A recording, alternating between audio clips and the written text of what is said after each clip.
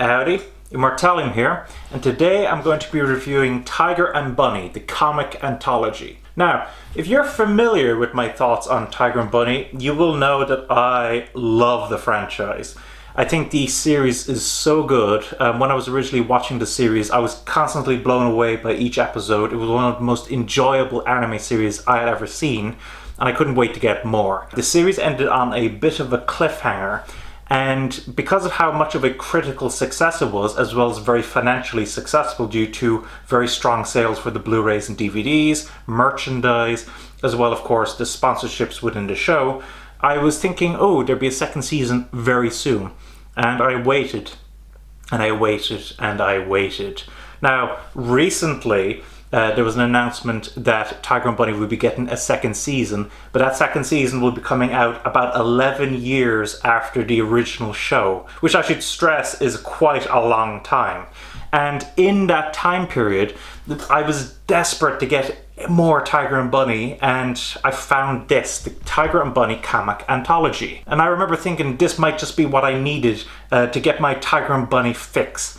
And the question is, did this achieve that? And that's what I'm going to be discussing about today. So let's get started. So what is the story of Tiger and Bunny Comic Anthology? Well, in order to describe this story, I must actually give you the premise of the series. So Tiger and Bunny is set in a city called Sturmbill City.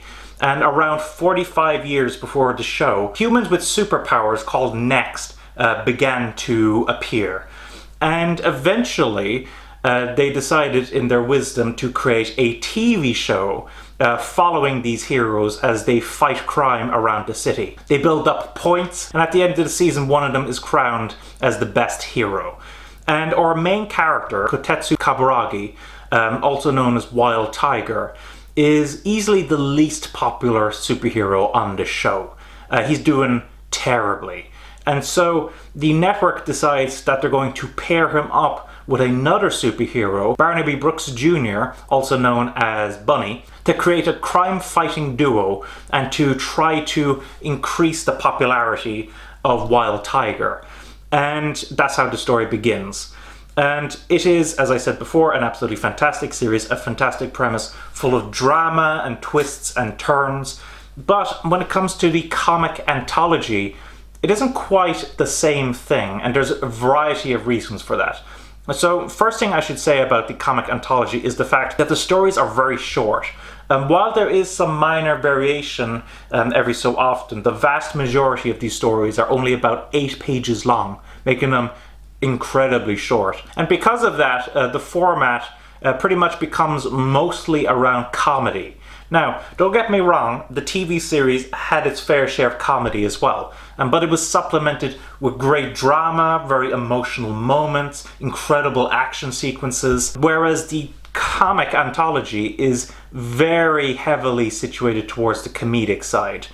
Admittedly, there are a few stories that delve into the backgrounds of some characters, that deal with some of their relationships, but in general it is mostly a comedy series. And it can feel a little frustrating to me how short many of these stories are, the fact it's just comedy after comedy after comedy. And while I didn't think that the anthology itself was bad, there were certainly enough enjoyable stories and moments in there that I could get through it. It very much paled compared to how great the TV show was. And so, did I get that fix I was talking about?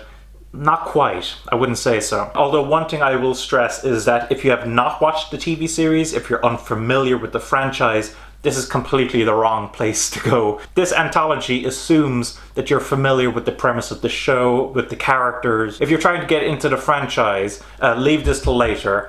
Go watch the TV series first. Now, with regards to the artwork, the artwork here is quite interesting in that each story gets a different artist. And while, of course, they have all those original designs from the TV series to work off of, the artists do get to play about with the look of the characters. Some of them are more simplified, some of them are quite detailed, some of them are very pretty looking. There is quite a wide variety of artists here. And it is quite nice to be able to see all these characters reinterpreted in various artist styles. Now, unfortunately, there isn't much artwork here that blew me away. In general, I would say that the artwork itself is pretty good, but not particularly outstanding. But I do think the fact that I'm able to experience these characters and this world through a variety of different artists is quite nice, and so I was glad that they took that route. With regards to how this was released, now this was released by Viz Media, and they decided to release it in 2 books, even though I believe in the original Japanese it was released in 4 books, so each one is a 2-in-1. And if we compare it to my trusty Yotsuba, you will see that it is the standard tankobon size. Which is fine. The paper quality is quite nice, and one thing that I quite like is that in the table of contents it actually lists the artist's name beside the short stories that they do, which I think is quite a nice touch to be able to give the artists the attention that they deserve. And then with regards to extras, the only extras that I would actually say are the lovely color pages at the beginning of each book. As you can see, it is quite beautiful, and I'm quite glad that they added it into these collections here.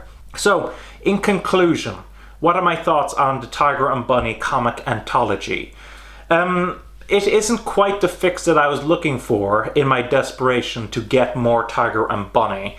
It is enjoyable in its own way, but as I said before, it pales compared to the TV series. And because of that, the only people that I would recommend this comic anthology to is diehard Tiger and Bunny fans. If you are looking to get into the franchise, this would be the complete wrong place to go. Start with the TV series. If you're interested in comedy series, there are much better series that you can go check out. So, as I said before, the only people I can recommend this collection to are Tiger and Bunny fans. But for those fans, if you're looking for more slice-of-life comedic aspects of Tiger and Bunny, you will quite enjoy this collection. Just don't go in expecting all those emotional moments, all those incredible action sequences, all that drama that you saw in the TV series.